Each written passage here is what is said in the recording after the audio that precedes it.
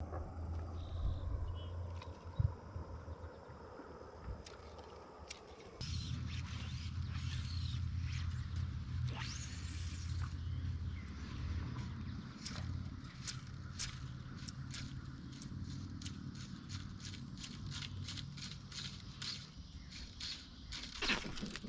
my God!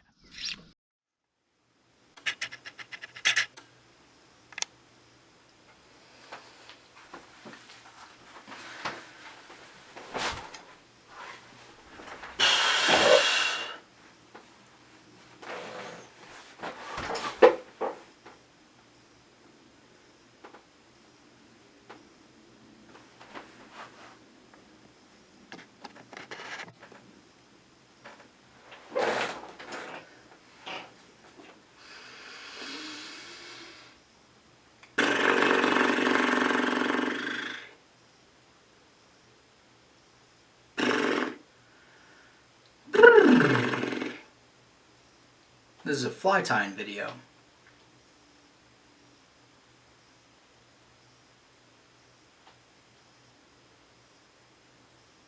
The rush of the holiday season is a little bit over.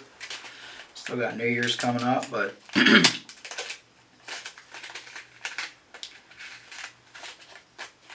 don't know. Feels a little quieter.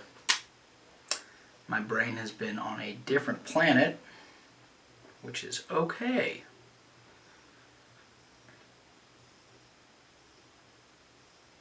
You'll be shocked to hear that you're allowed to feel completely out of your mind. Just try to rein it back in every once in a while.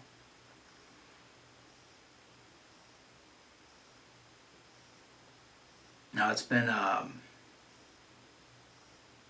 it's been a tough couple. It's been a tough 4 years.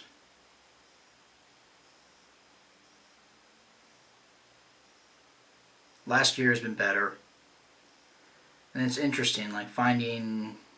I'll say a little more success. I'm not screaming to someone see me, someone book a trip. Fuck, I'm here. So it's less of that, and I think with less of that comes more. I would say that I still do stay with myself a lot. I'm tying, I'm fishing on my own. It's a lot of me time, and so I thought I had a pretty good handle on what was going on, but there was always this drive. There was always a chip on my shoulder, and I got to do this so that I can do this, and so that I can pay rent, and so that clients can find me, and then once that urgency starts to go away, it's like, God, do I like this? Am I happy? Spooky stuff. I'll tell you what makes me happy. Yamagatsu. You hear that? That's the sweet sound of, if a trout even smells this, they have it in the side of their face, or the inside of their jaw, whatever. Don't snack fish. I'm tying the swim bug, the bug that swims, the swim bugle, the spermie,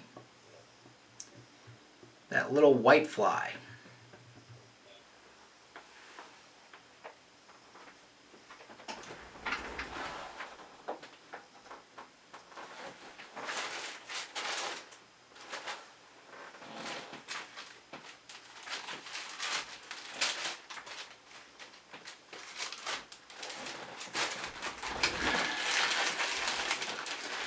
Do some American rooster saddle here.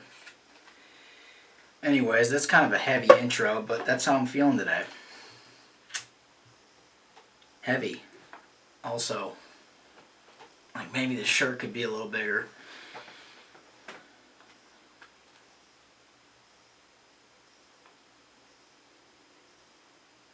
Now the holidays are a weird time. I think, you know, feels like I'm on the good side of things now. But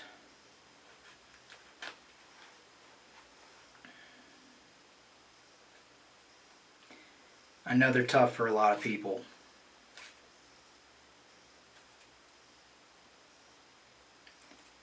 And this sounds super lame saying it, but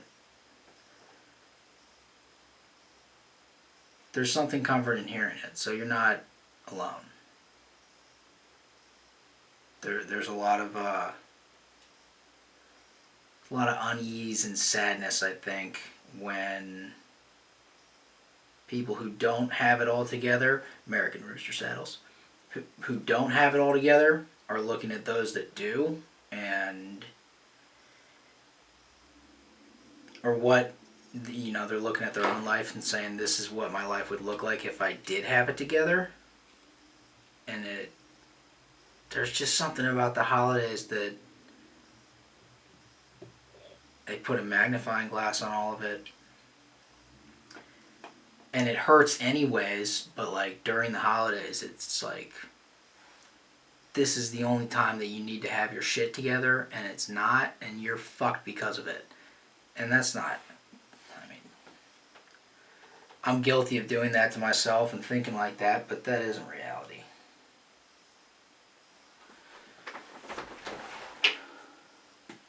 Alright, back to fly tying.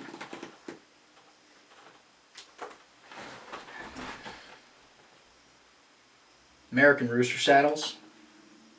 I mean, goodness gracious. I don't even care if you don't tie flies. These things are just... If you don't tie flies and you're watching this because you think I'm awesome, get yourself an American Rooster saddle. Put it in a frame, hanging above your bed. Get 4.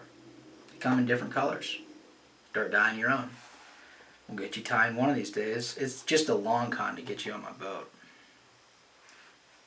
Now, it's amazing what whiting is, if you are not aware, I'm sure many are, Dr. Whiting breeds chickens.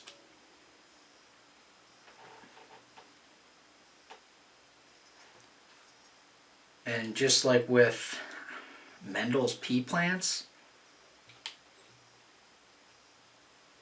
it's selective breeding. So you take the chickens that look like this and their feathers are doing this, and then you keep breeding those together to get the feathers that you want for specific purposes. And over the course of, I think he's been doing it since the 70s, you can end up getting a pretty refined product. Now, I do tend to kind of flare these out and pop a little flexible UV on them, but we're not going to do that today because I don't have my flexible UV. I don't know if I've updated everyone. The 6 of you that are following along this saga. I think I may have in the last couple videos. I was like, man, this hairline order sure is taking a while to get here. And it turns out Richie from District Angling back in Virginia, big ups to him for dealing with my shit, had sent me a confirmation email, like, because I was like, hey, where's this? They didn't send the iced up. They didn't send the bone dry. They didn't send the flexible UV. He was like, yeah, I'll be able to get a refund, or you know, if you want a credit here or whatever. And then I just never replied to him.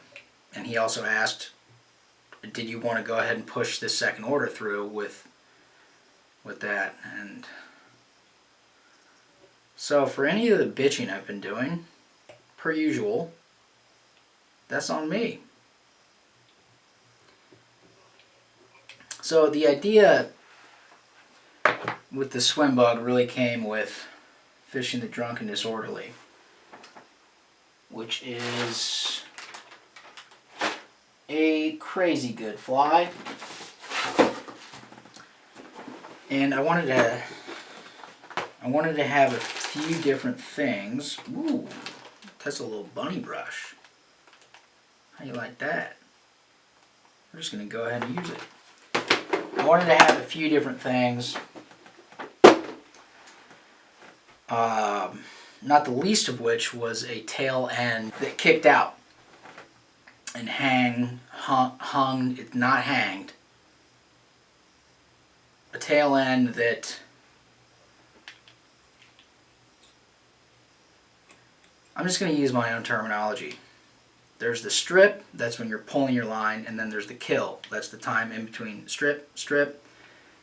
For those that aren't fly anglers, the stripping is the same as when you're reeling.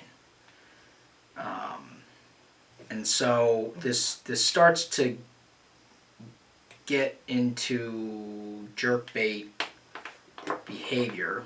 So on that kill, when you would stop reeling, or when you're stripping and then stopping very abruptly, for folks new to the streamer game, that can be sort of a difficult thing, and it's one of the reasons why I don't really sit here and say this is the greatest fly ever, because it takes, as a co-worker back in my corporate life, office life, cube life, worked in healthcare consulting, as Monica would say, it takes some doing. There's doing to be done. And that isn't always, it's not, sometimes people don't want to do the doing part of it, they want to fish. And one of the reasons why Tommy's bug is so great is that it does require some doing, but you can get a lot out of it, I think, in, I don't know, there's pros and cons to both of them, and there's stuff about the drunk that I love, and there's some things that I would like to see a little different. But you lose the good parts of it. So it's like if you don't have the ability to find depth, and you have that angle of the head. I don't think I have one. Oh, yeah, I do.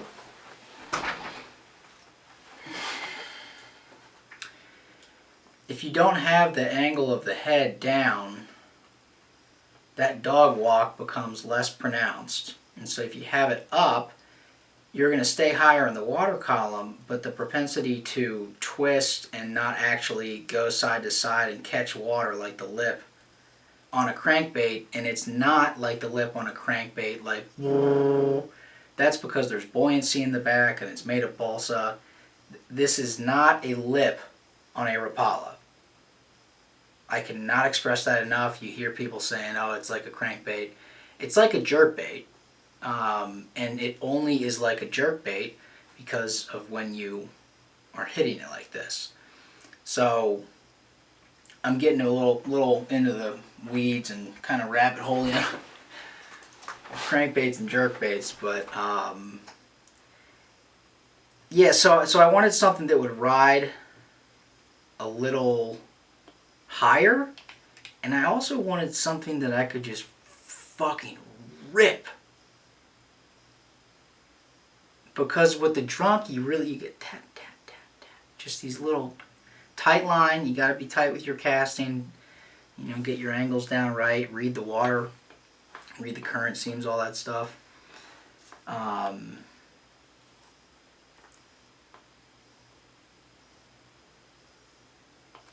But if you start ripping on it, it's going to start spinning. And you know, part of the development of this swim bug, these are just mallard flanks tied to we'll say 1.5 times the shank length. I'll occasionally put them further back. And these are that length of feather for the Yamagata B10S6. That might be a little long. And so I make up for that with rabbit. And the reason that I'm doing that, you can normally get away with 1 or 2 wraps here. I think I did 3 or 4. It's a pretty dense little brush that I made. Is that more weight in the back means when you're stripping and it stops, you have momentum coming from the back that wants to kick out.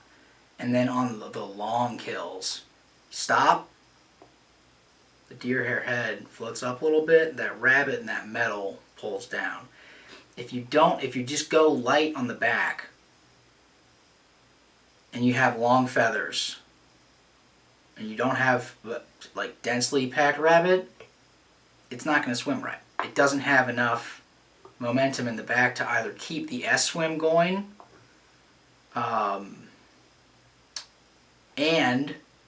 or give it that kill and that side-to-side kick. So you really don't need to go B10S6. You can go, I've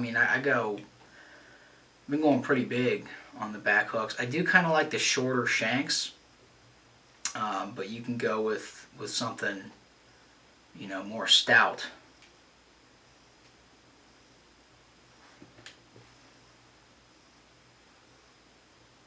And it's just there's in tying, I think, articulated flies in general, there's this put the lighter or the smaller hook, make everything smaller. Oh, I'm tying around the wire right there. Gosh, that was just, what a lights out move. A lot of my bugs, I am doubling up mallard flanks. I tend to spend a lot of time looking through bags of mallard to find the exact matches. And I encourage you to do that. I also encourage you to find a buddy that kills ducks and just ask them to pull or call a hunting club in North Dakota. If you're in New York City or San Francisco, spend 10 minutes on the phone. I promise. Use Google for 5 minutes and then spend 10 to 15 minutes on the phone and be willing to send a stranger $20. I guarantee you that whenever it is hunting season, you're going to find someone who is kind enough and realizes that someone actually wants some dead bird feathers that they're just going to throw away. You'll have a full mallard in your mailbox. Look up legislation and, make sure you're not breaking laws.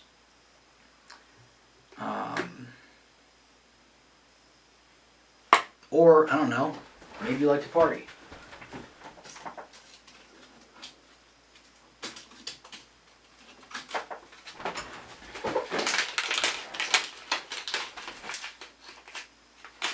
I do wonder if I could be sued. If someone was like, so this is a 15 millimeter changer shank. If someone was like,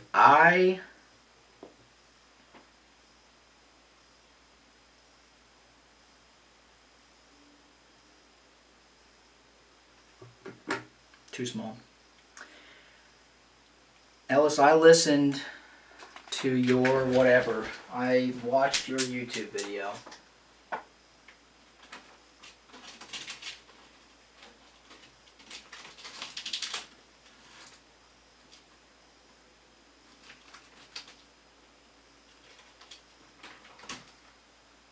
Huh. Oh, there we go.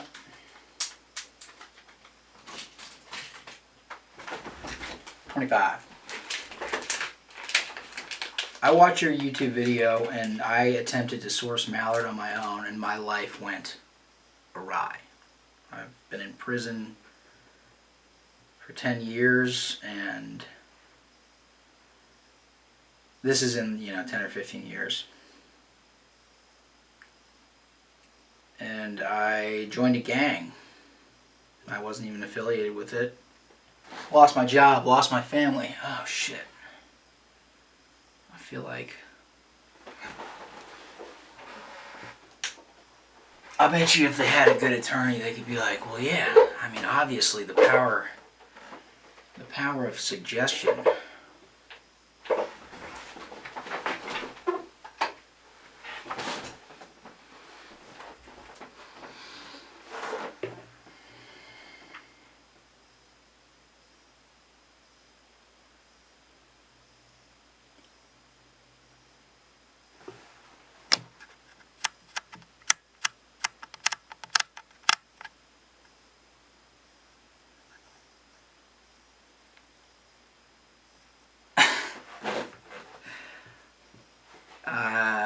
I don't know if that's gonna look like I'm in the fucking pitch black, but the fly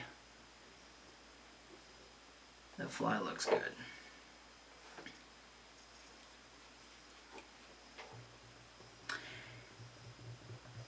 And then, yeah, all of my riches, all of my success from turning dead animals into things that other people can either catch fish with or use to tie onto pieces of metal and try to feed them to fish. All of the spoils will be stripped from me because I ruined someone's life. So be careful, alright? Exercise caution when you are attempting to source mallard. But there's a bunch of nice people out there. You gotta... Don't pay attention to the general atmosphere of the fly fishing community. Or the fishing community.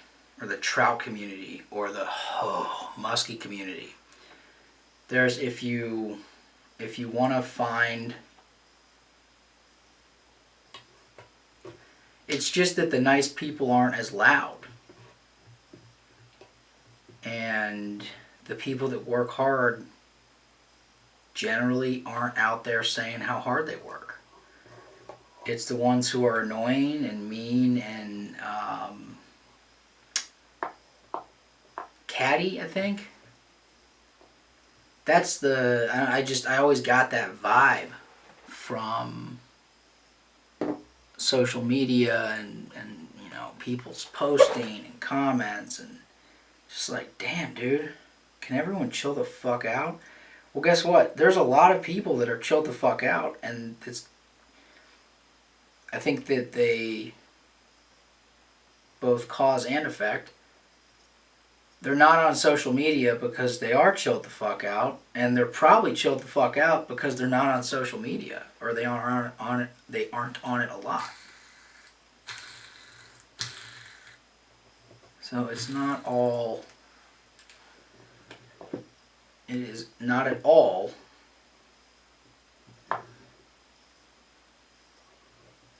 how it appears. So this is a dubbing loop as opposed to just the twist dub.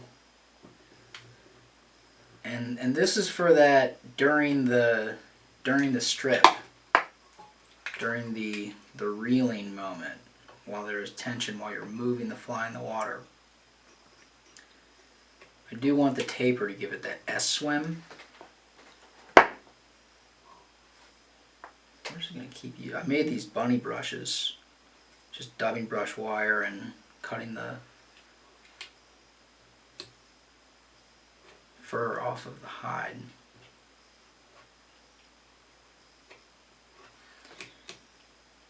Leaving a good amount of space for a couple locally sourced mallard flanks. Shout out my boys. Jack for hooking me up with Christian, who just loves to shoot birds. I think I've talked about this before. He seems like a nice guy, and then you talk with him and he goes, hey, yeah, if you ever need a refill on mallard flanks, let me know. I'll say, hey, yeah, man, that, and then I can't even get the sentence out, and he'll sort of interrupt me and say, hey, just to let you know, I fucking love killing those things. And I'll say, whoa, buddy, calm down. Oh, sorry, I get excited. No, I don't think I've ever talked to Christian in person. But he does some dope landscape work. And does kill birds and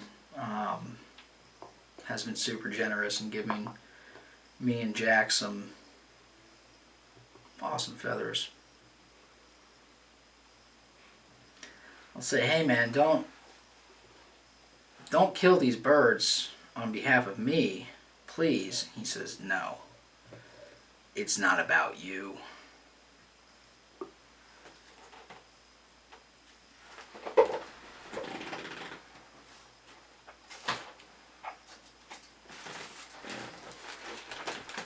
That's also another lesson to learn. As one gets more laps around the sun, it isn't about you. Just calm the fuck down for a little bit and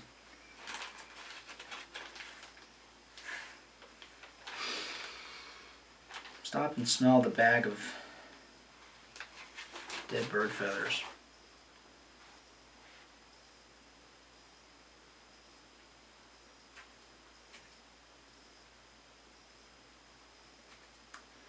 So I don't like a ton of overlap. I like these segments to be pretty segmented. That feels about right. And the tie-in points on these do not need to be super particular. Get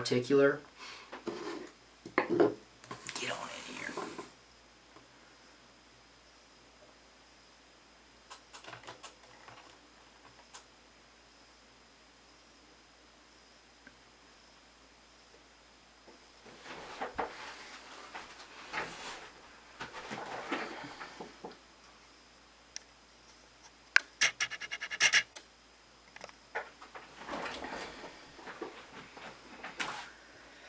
Yeah, I think the more I've tied, all that particular tying of this needs to be exactly this way and it's not right if it isn't, I think there's value in that. I think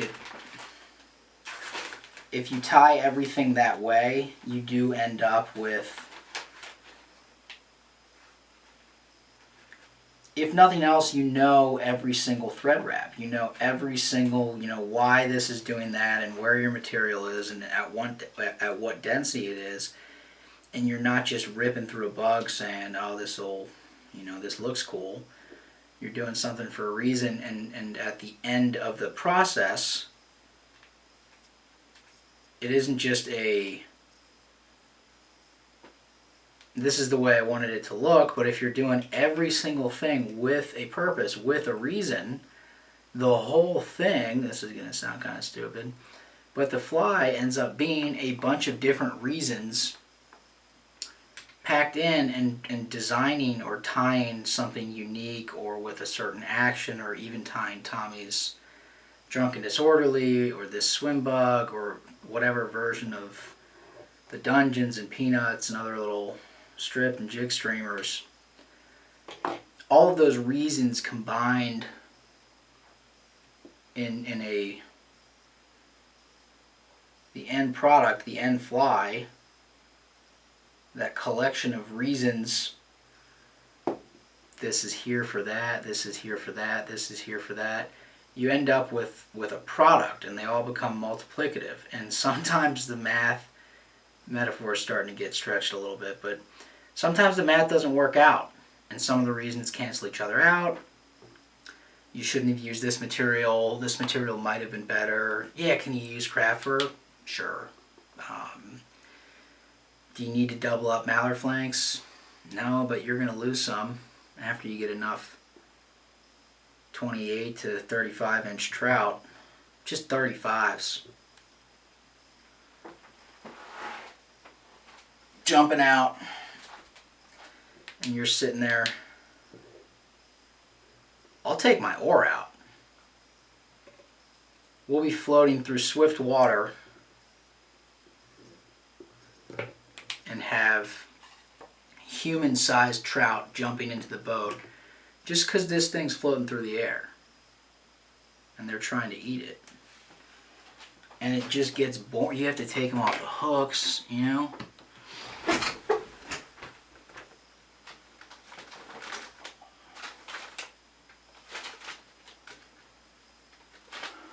This is one of those short shanks that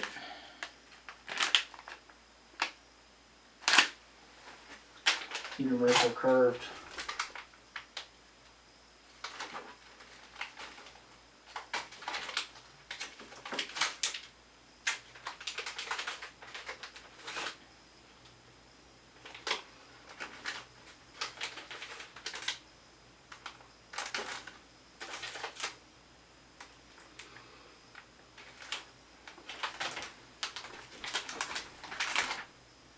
Can you tell? I probably have like 60 or 70 of the size 2 and 1s. Wait, the size 4 and 1s. These are, that's right, the size 4 and 1s. These are the size 2. This is what I use for the swim bugs, and I have 2 left.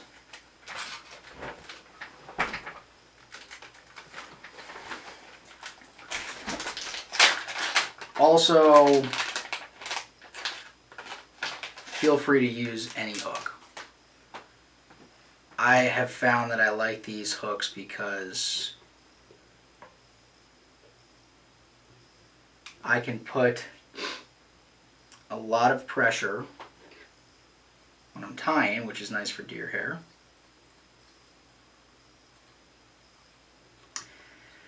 And they have a good gap, and they have a good, it's metal, it's weight for keeling and sink, and just how the fly works. And that's another thing where you might not have Ahrex TP610 size 2 available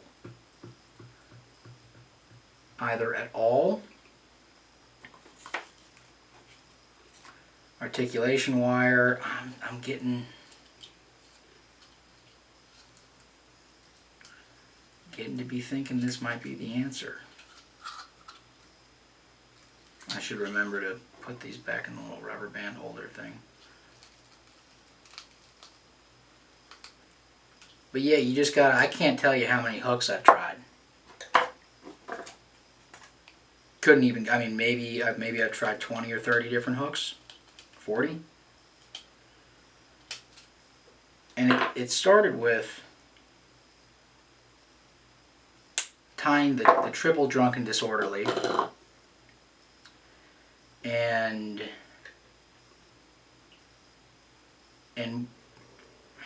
at the same time, maybe prior to, after, whatever, tying musky flies and learning a little bit, you know, listening to some of Blaine's stuff and the T-bone, and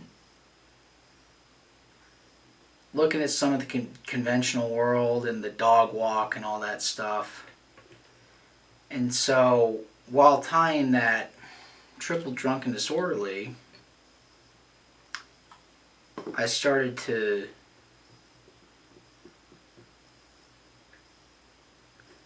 the goal was to have something that the head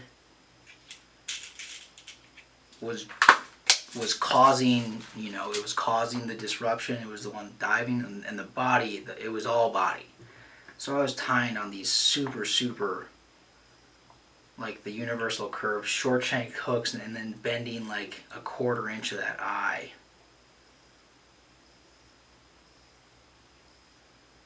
Again, encourage you to put a little UV flex on all of your mallard junctions, just, you know, 1/8 of an inch, 1/16 of an inch, so that it's not a matter of the stem bending back and forth, which just happens when you're getting chewed apart by those giant, unstoppably savage, unpressured, angry trout.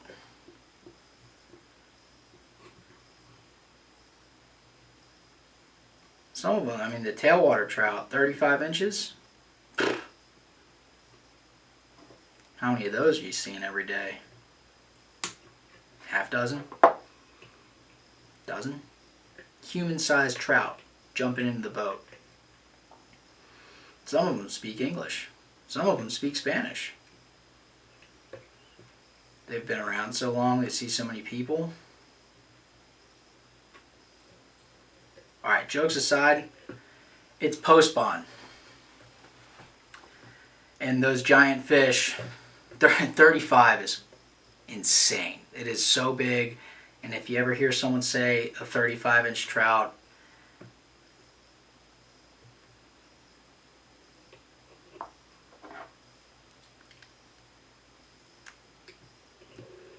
but it is post-spawn season, and a lot of the lake run fish that aren't pressured and have been around, and even the ones that are pressured are typically nocturnal, mousing. They're around and they're redistributing. We just got a big kick of rain. They're redistributing in the system. This is baitfish emulator. And dubbing brush, rabbit, mallard, deer hair.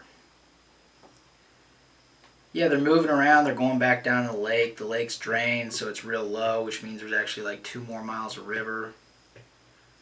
If you're watching this and you're within a half day's drive of me, Johnson City on the Watauga, the South Holston River, book yourself a trip.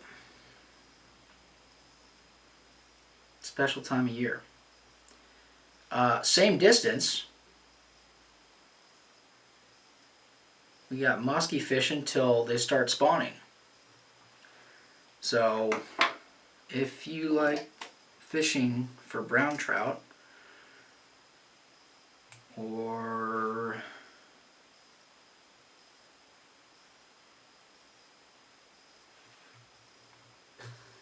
catching skis in the, if you like fishing for brown trout,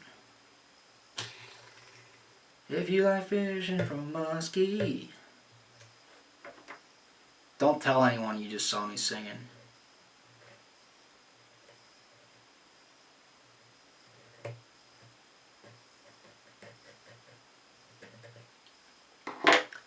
Whenever someone brings up something they heard or some reference I was having, you know, the articulate fly with Marv, I only have 15 minutes and I know I'm out of my mind.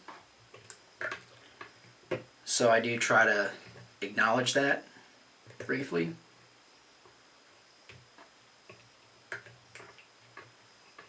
But yeah, dude, it's hard to keep it under wraps.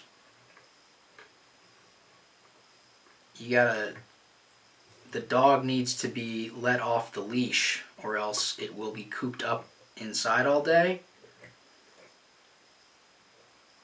And when you take it out to play for the first time,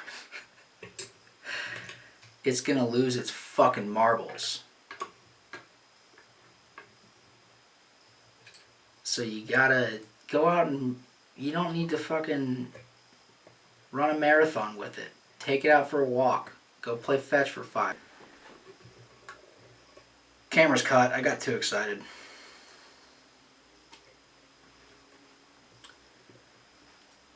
But yeah, I don't want this. I don't want it draping over. I want these sections to be pretty separate.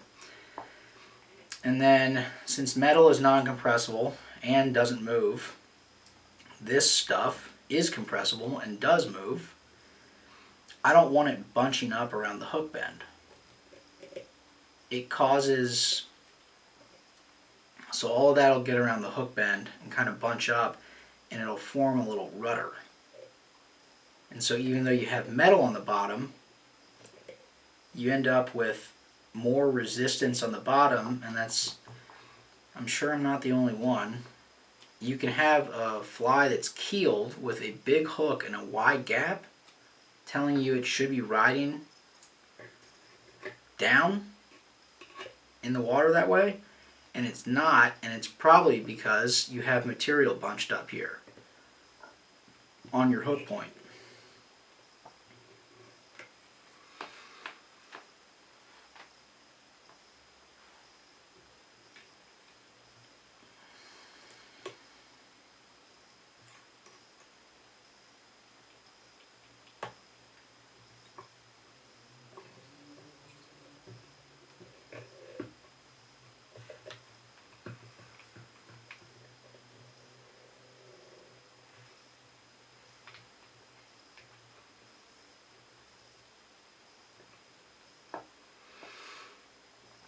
I do like to tie in that wire. I think I do this more out of habit now than intentionally.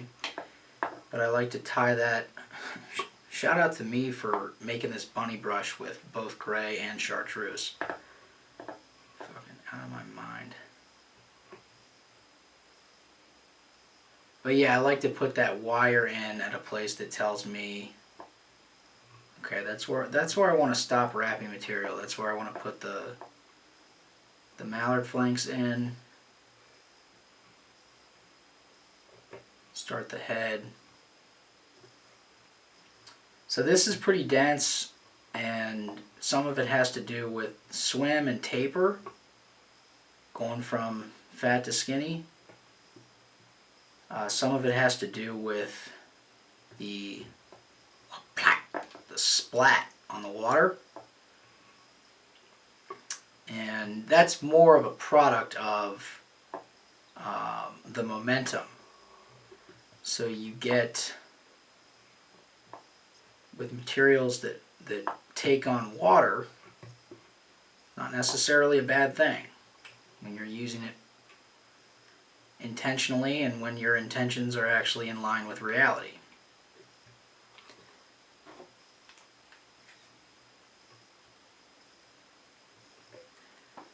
That water makes the fly heavier. Another way of saying that is that it makes it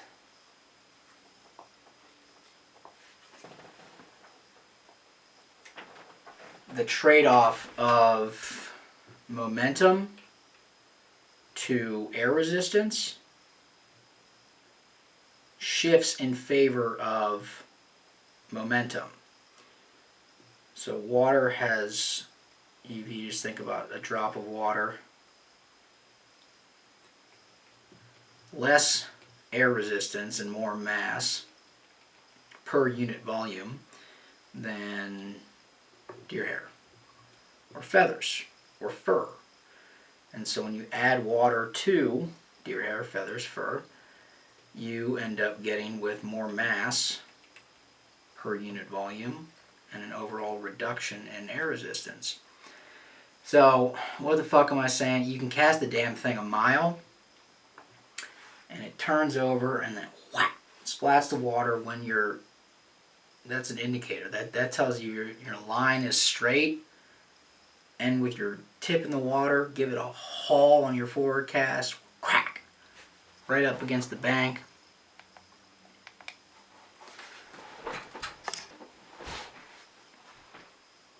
Could not tell you the number of times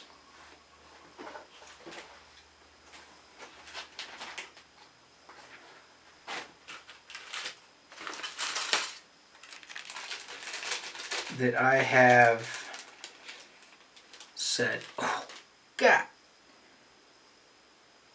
damn, because someone has put a cast. Most of the time I make it, I'll do some shit like that because it can be a lot of fishing, and either the bite's not there or, we're going for big fish, and if it's super bitey, sometimes we're getting small fish. They're hungry too. And so the prospect of catching a large brown trout, you know, anything over 18, 19, 20, it's tough. And it takes a lot of time, and you just... Some of it's continuing to do the work, but I've found that approaching that problem with some data, that's just a pitch for my guiding. We're doing peach on one side.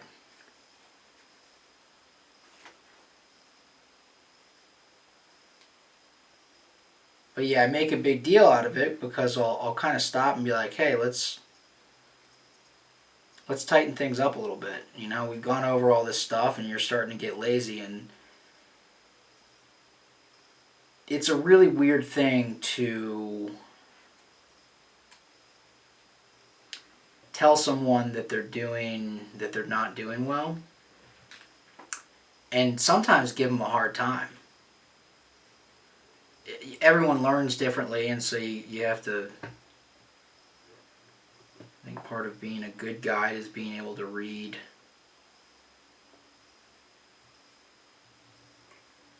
how hard you need to be on someone, or if it's even worth it. Because some of them, I mean, let's just do something else. But when I do, you know, when I crack the whip a little bit, say let's tighten things back up, and 2 casts later, whack, get that tight line right up against the bank. Your accuracy increases, everything. Higher engagement with the person, you know, they're watching their fly more. Bang, fish on. I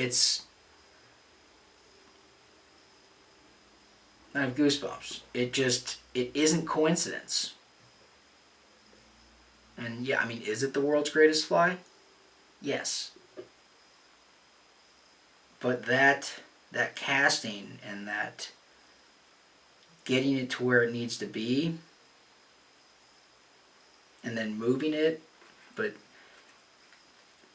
starting everything there with a tight line, it's one of the, I'll say, hallmarks of this fly, is that you can bomb it. And when it lands, you can bomb it easily, so you can land it with control. You're not bombing it and praying where it lands. You're bombing it with just pinpoint accuracy. Super fast line speed. It's tight when it lands. Nothing's out of control. And you get to, it doesn't matter how far away you are, pop, pop, pop, pop, pop. And you start dancing it immediately. Alright, we're getting into the real shit here.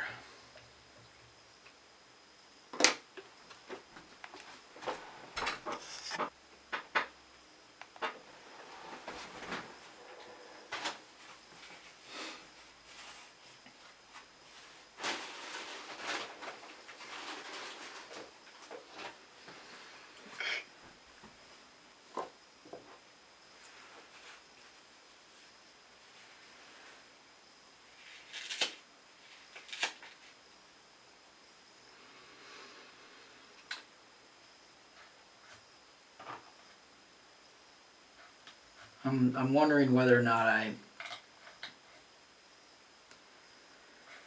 tell you what, what I'm wondering,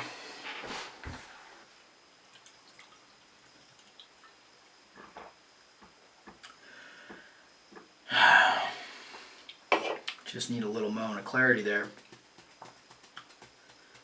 whether or not I talk about the hydrodynamics within the mallard flanks. And I'm not meaning to throw around $100 words, even though I am. It's when you have a oh, it's dangerous. When you have a fly with a bunch of different pieces, changers included, but especially when you get into something with, you want something that floats this way and does this, you do need to be thoughtful about what you're doing in here. And mallard is smooth. Smooth means relative to, we'll say, rough, rabbit and flash. Smooth means a lower, there's less stuff for water to go over, which means a shorter distance So thinking of it like an airplane wing. And that shorter distance means that the water is slower here, and that coincides to higher pressure. So it wants to be here, it wants to remain side to side, and the higher pressure, higher speed,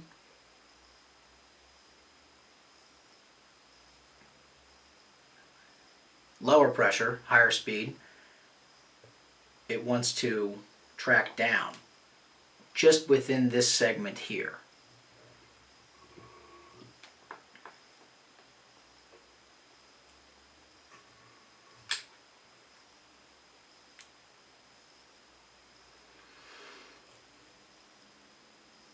You don't need a big collar on this at all.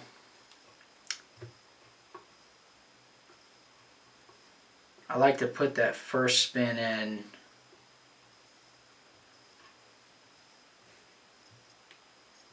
make sure I'm right up against the mallard and it's all cinched down.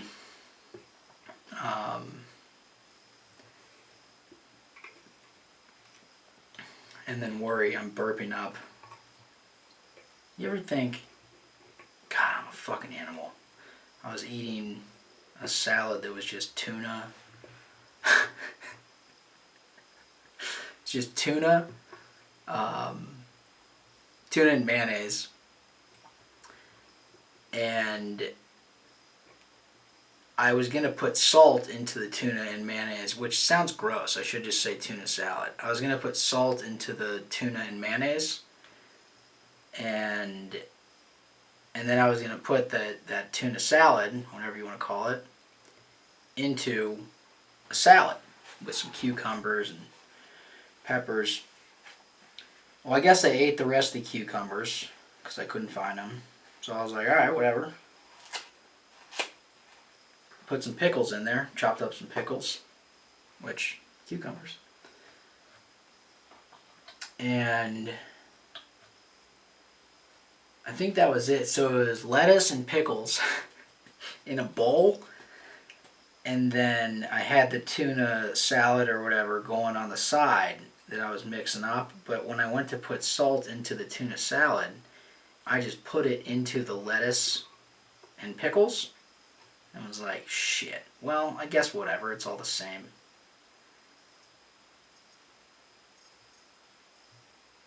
So that's, we're going to stack this middle section. We spun the first one.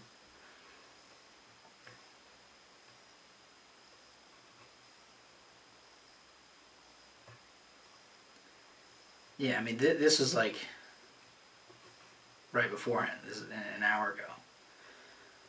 It's just like, oh, dude, I'm disgusting. It was good. Delicious. I was very hungry, so that may have something to do with it, but... So the smaller stacks allow you to pack a little tighter, since I'm not layering it. And sometimes you can, you can put a stack and then put another stack on that, another stack on that. So I want that back portion by the collar to be nice and tight. So we're going 1, 2, may have caught some hairs. Gonna do our best to not care. Do our best to not catch them, but I don't think I did. With 200 GSP, you can pull almost as hard as you want. This is 100, so I might cut through them.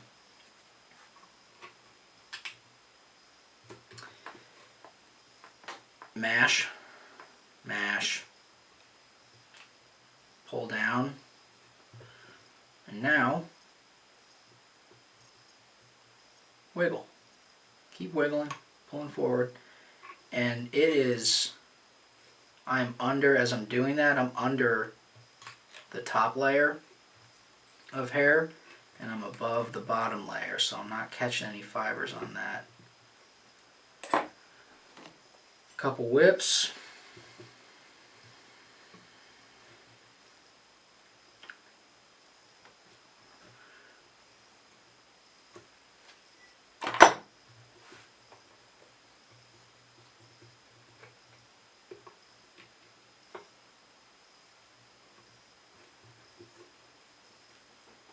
Big pack.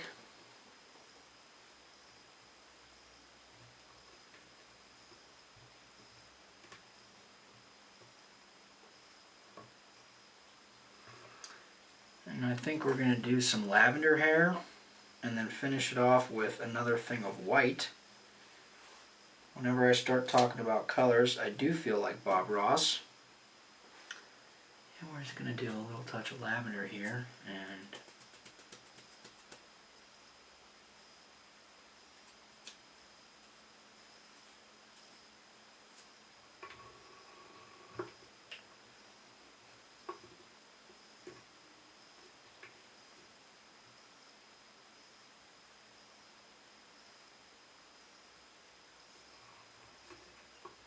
so not stacking that, putting two around, and then I'm not going two wraps around, not going super tight on my pulling, but this whole time I'm mashing around and then intermittently, so I'm light on the tension here, now I'm pulling.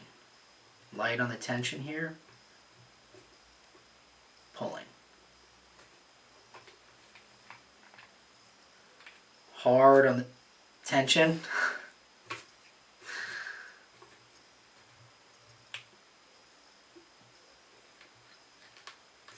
That's part of the deal, man.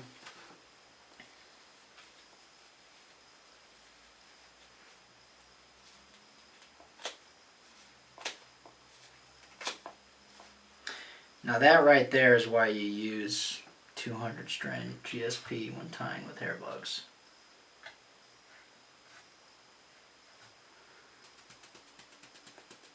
Alright, I think you get the gist of, that's too much hair,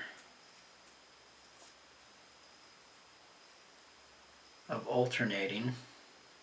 And for the sake of time, I imagine this will not be a super short video. I'm just going to get this in.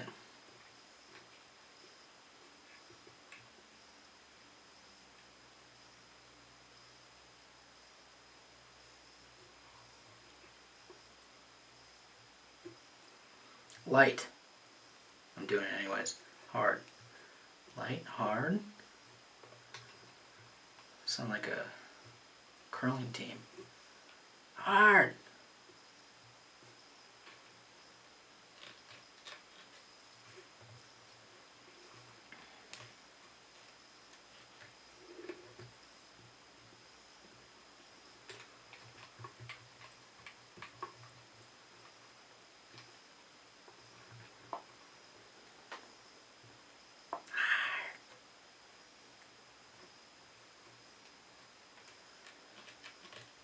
Oh yeah.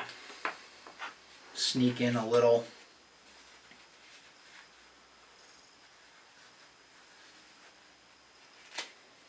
spin here. To tie this bug and stack, so one bundle on top, one bundle on bottom, I encourage that.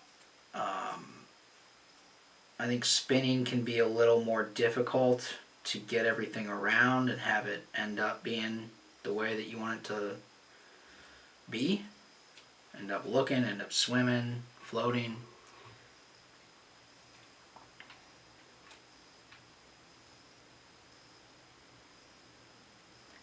So I'm just catching that eye coming around, catching that eye again coming down. I haven't caught any lavender hair. I'm pushing, pulling. Pushing back, pulling. Pushing forward, pulling. So it wants to get caught up around the eye.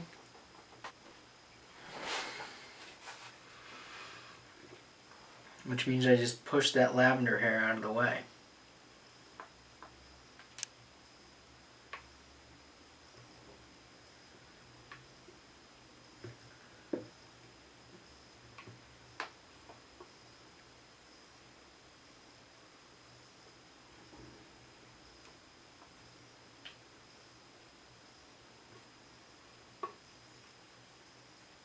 I wonder if you can just hear the heat turn on. It's right under the table, and I turned it on too hot. Plus I got lights shining on me, so it's getting toasty. And we're also going to do a pretty quick carving of the head. I think one of the areas for improvement, definitely not a weakness, I'm perfect. One of the things I did wrong in a few different attempts at doing this video was just putting a little too much weight on my thought process behind the head design. And yeah, I mean, there's a good amount of thought there.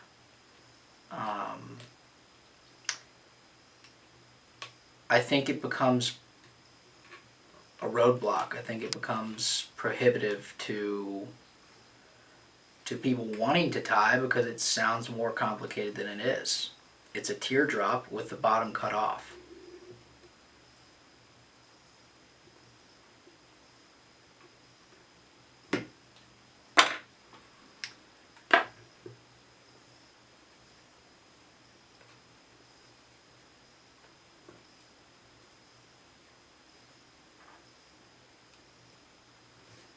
We'll get those thread wraps locked.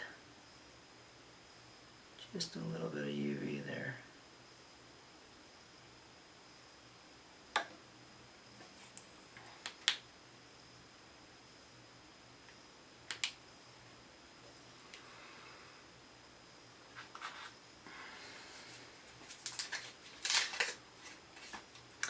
So you can do whatever you want for cleanliness, or showing you guys this little garbage can with holes drilled into it, and I got screws hanging off the side of my table here, so it just hangs. So sometimes I'll put it under my lap, but not today.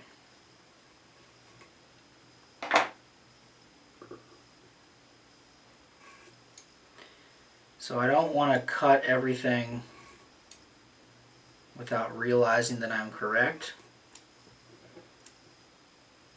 I want this to be in line with the eye and the hook point, so I'm leaving a good amount of space here because I'm going to take it off the vise and give it the old one-eyed squint.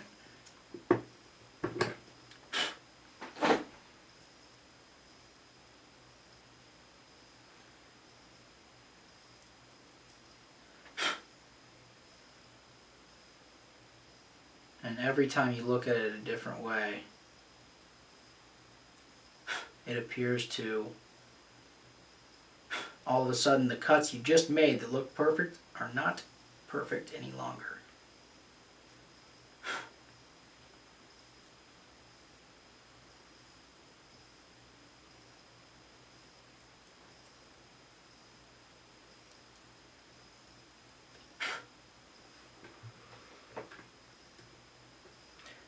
Gasolina.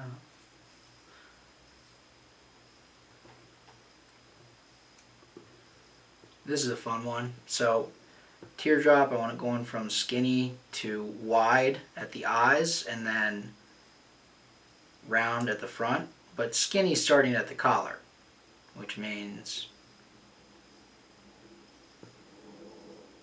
I'm going to go from the collar out, which looks like that.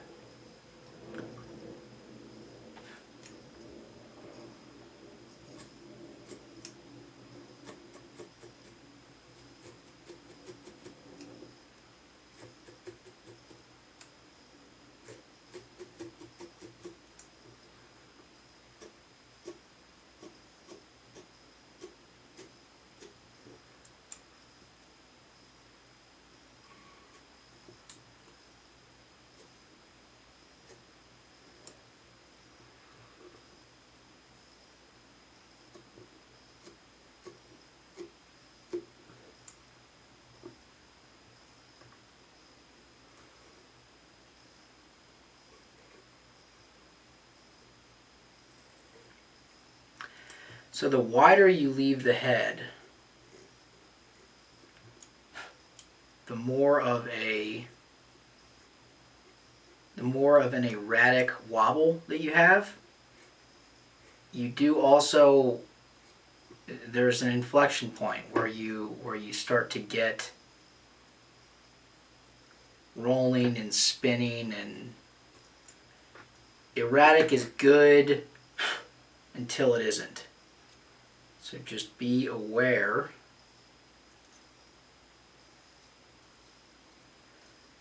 I like to flatten the sides up a little bit where I'm going to put eyes. And then I try to use those eyes, the reduction in friction because they're smooth, the influence of their negative buoyancy because they are sinky epoxy versus floaty deer hair. I like to use that intentionally. So centering up the eyes to be sort of at the level of the hook eye. Again, it's using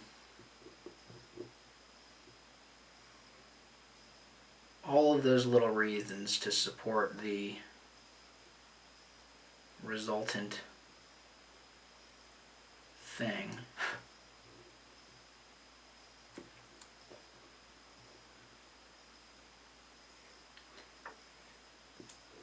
You can leave more of a face. I've been coming pretty close to the hook eye and relying more on the kill. So using pretty buoyant deer hair, and this isn't crazy packed. And I mean, you saw it was just a couple spins and a stack or two, but relying on that buoyancy, because you think about taking a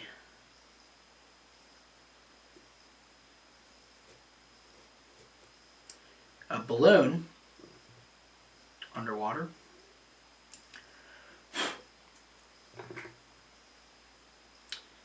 and if it were filled with cement,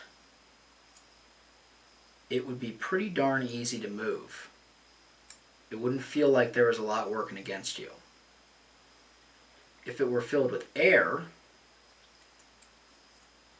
that would be pretty hard to move.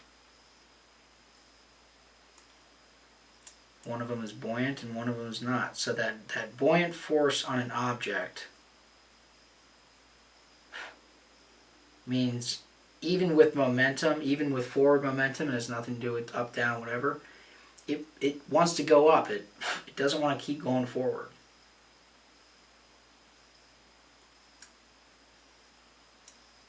And so when you don't need as much quote-unquote push, which is, I think, often misused term in fly tying. You don't need as much push in order to influence how water is being diverted when you have a higher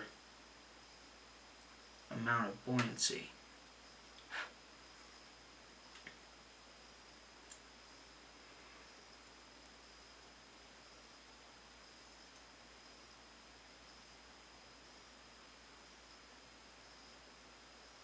I'm really just, you can probably fish this 10 minutes ago.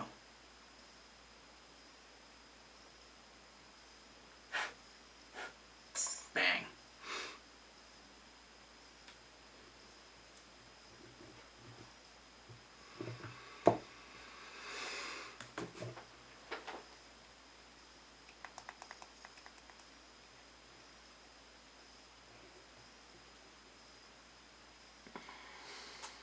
I don't know why I'm holding my breath.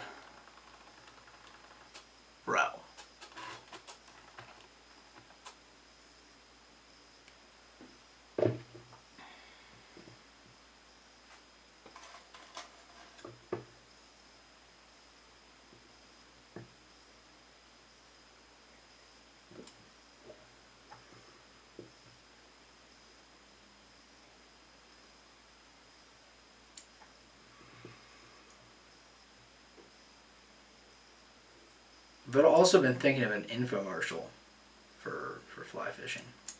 Or for fly tying. Are you a nightmare? Are you in an unhappy marriage? Do you have little or no friends? Try fly tying. And then it'll be like a bar and everyone's happy and like meet new friends, explore new things, like in a fishing club out by the stream or whatever, and then the music starts to change, and the tone starts to get a little ominous, and it's just like.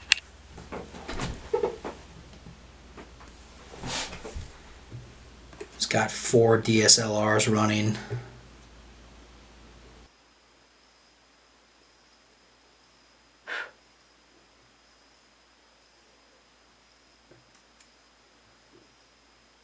Kids are saying, "Daddy,"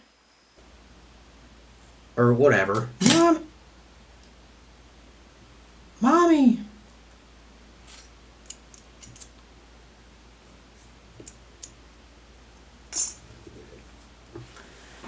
"Get out of here. I want to go fishing with you."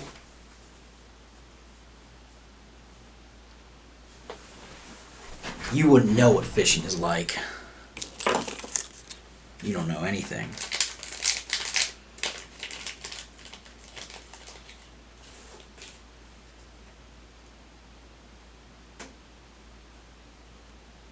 What's your favorite olive in the HTML color scheme code? Yeah, that's what I thought. All right, eyes or whatever.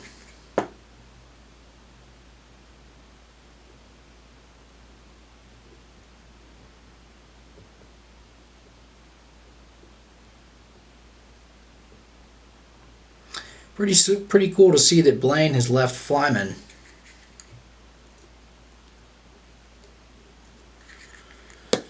So I can trash on them a little more and not feel bad about taking, I don't know, inadvertent shots at his stuff.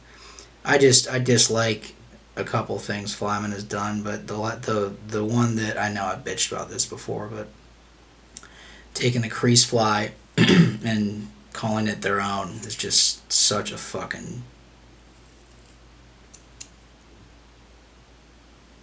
What a hack move.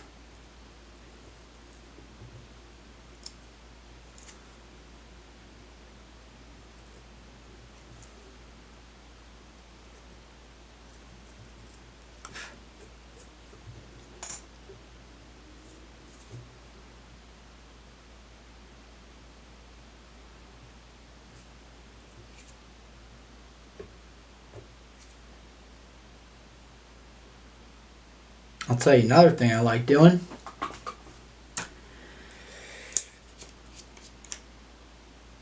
This doesn't add a whole lot of weight, but it keeps everything in shape. So if you're not putting UV on, and I'll cover these eyes with UV after this Sally Hansen's Diamond Strength. Be a diamond. After this dries. This just holds everything. The deer hair, once it gets wet and expands, it's going this way and that way, and things just, it ends up swimming well, but you can feel it pulling in the air a little more. You lose some of the smoothness. You can definitely feel it pulling in the water more, and so this is a first step. This will dry and it actually allows it to be formed more. So you can kind of mash it back and really fine tune any of your, you know, if it's not perfectly round here or there. There it is.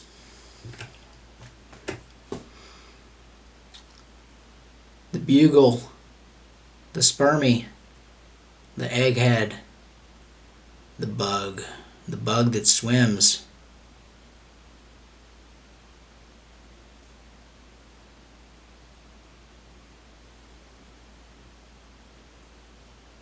I'll do more of these for sure. I won't be happy with something about this.